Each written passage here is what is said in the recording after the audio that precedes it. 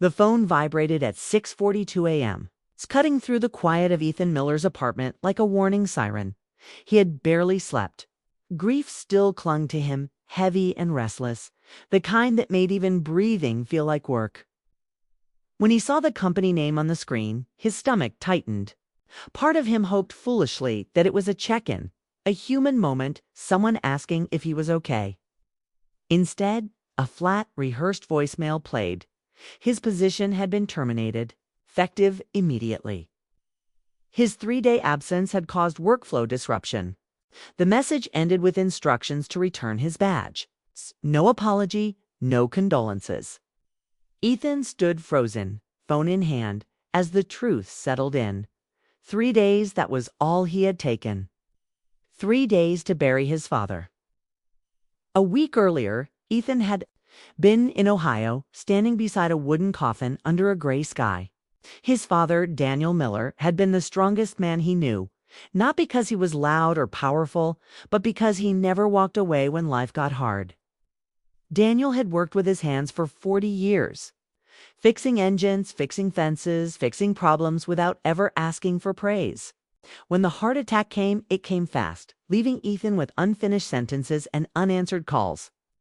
The funeral had been small and quiet. Family, old friends, stories told through tears and weak smiles. Ethan had held himself together then. He believed work would understand. He believed loyalty meant something. When Ethan had called his boss, Mark Reynolds, his voice had shaken. He explained everything. He didn't ask for sympathy, just time. Mark had sighed, annoyed more than concerned, and said, "Take the days you need, but make sure this doesn't slow us down."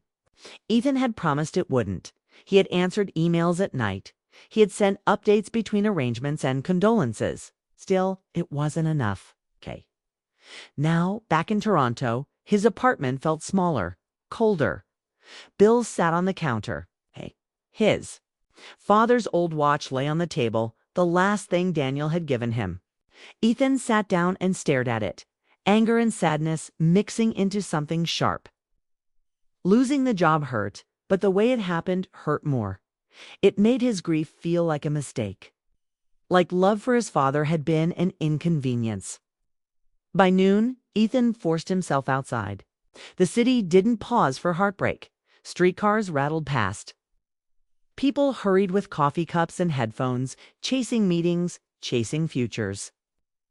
Ethan walked without direction, letting the noise push him forward. He needed air. He needed to feel normal, even if normal felt impossible. He ended up near the waterfront, where the buildings gave way to open space and quiet cafes. One small place caught his attention. Warm light spilled through the windows. It looked calm, safe. Ethan stepped inside, ordered coffee, and turned too quickly, bumping into a chair. "Oh, sorry," he said. The woman sitting there looked up. She had kind eyes, the kind that had seen disappointment but hadn't given up yet. She smiled, steady and understanding. "You're fine. Happens to me all the time." Ethan nodded, embarrassed, and moved away. He sat alone near the window, hands wrapped around the cup. The coffee was hot, grounding. He didn't realize how tense he'd been until his shoulders slowly dropped. For the first time since the funeral, his thoughts stopped racing. He glanced at the woman again. She was writing in a notebook, pausing often, staring out the window as if searching for the right words. There was a quiet sadness about her, but also focus, like she was rebuilding something piece by piece. Ethan didn't know why he noticed. He just did. Minutes passed. The world felt slower here. No emails, no meetings, no demands. Just people breathing and existing. Ethan thought about his father again. About how Daniel used to say that life didn't end when plans fell apart, to just change direction. At the time, Ethan had rolled his eyes. Now the words echoed differently. The woman stood to leave, gathering her things. As she passed Ethan's table, she paused. "Rough morning?" she asked gently. Ethan hesitated. He almost lied. Instead, he told the truth. "Yeah, kind of the worst." She nodded, as if she understood more than he'd said. Then I hope your day gets lighter." She left before he could reply. Ethan sat there long after his coffee went cold. Something about that small exchange stayed with him. It wasn't romance. It wasn't magic. It was simple kindness at a moment when he needed it most. When he finally stepped back outside, the air felt less heavy. His problems hadn't disappeared. Still grieving, still angry. But somewhere between the voicemail and the cafe, a quiet shift had happened. Losing his job had closed one door, but life had nudged another open, just enough for him to see possibility instead of only pain. As Ethan walked home, he didn't know what came next. He only knew this. The story he thought he was living had ended, but another one had just begun. Ethan didn't expect to see her again.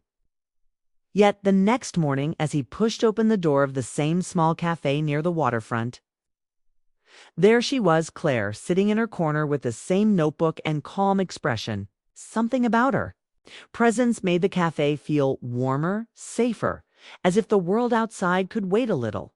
He hesitated, unsure if he should approach, then remembered the way she had nodded and smiled the day before. Somehow, that had mattered more than he realized.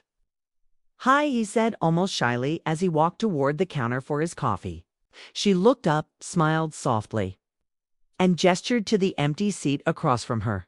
"You survived another day." She teased gently, as if checking on him, as if she knew what kind of storms he had weathered in the past week. Ethan allowed himself a small laugh. "Barely," he said. And that was the beginning of conversations that felt effortless, honest, and safe. They started talking slowly: books, the weather, little annoyances of city life, but gradually the conversation deepened. Ethan found himself telling her about his father, about the funeral, about how his boss had fired him for taking 3 days off to grieve. He spoke without shame, without theatrics. Claire listened, really listened, nodding, asking quiet, thoughtful questions. Her presence was grounding. She didn't offer empty advice or judgment, and she didn't try to fix him. Instead, she reminded him that grief and life could coexist. In the following days, Ethan returned to the cafe almost daily. They would sit for hours, sometimes in silence, sometimes exchanging stories about their families, about the little triumphs and failures of adult life. Claire shared her own history, a broken engagement that left her wary of trust but not of hope. Her words were measured, honest, and full of an understated strength that drew Ethan in. He began looking forward to these moments more than he wanted to admit. Noticing small details, the way she tucked a strand of hair behind her ear, the way her eyes lit up when she mentioned a project she loved. As autumn deepened and the air turned colder, their bond grew quietly but undeniably. Ethan started to see the possibility of something new. Something soft and gentle that could exist alongside the ache of his father's death. He applied for new jobs, sending resumes with careful attention, facing rejection after rejection. Each no brought a familiar weight, a reminder of vulnerability. But somehow, sharing those setbacks with Claire made them feel lighter, more bearable. She became his confidant, not in a dramatic, cinematic way, but in the quiet, real moments when life's small frustrations piled up. One chilly evening, as the sun dipped below the skyline and painted the city in orange and pink hues, Ethan found himself sharing everything: the grief, the betrayal, the sense of being unmoored. Claire listened, her hand brushing his across the table briefly, a gesture of comfort that spoke volumes. "That says more about them than it does about you," she said softly. Her words, simple as they were, offered the validation Ethan hadn't realized he craved. He felt the tension in his shoulders ease, the tightness in his chest loosen. For the first time since his father's funeral, he felt a sliver of peace. Weeks passed, they explored the city together, walked along the waterfront, shared meals at small diners, and attended quiet events where they could lose themselves in conversation. Ethan's grief didn't disappear, nor did Claire's caution vanish, but together They created space where both could heal and grow. The rhythm was gentle, a balance of sharing, laughing, and supporting each other through the mundane challenges of adult life.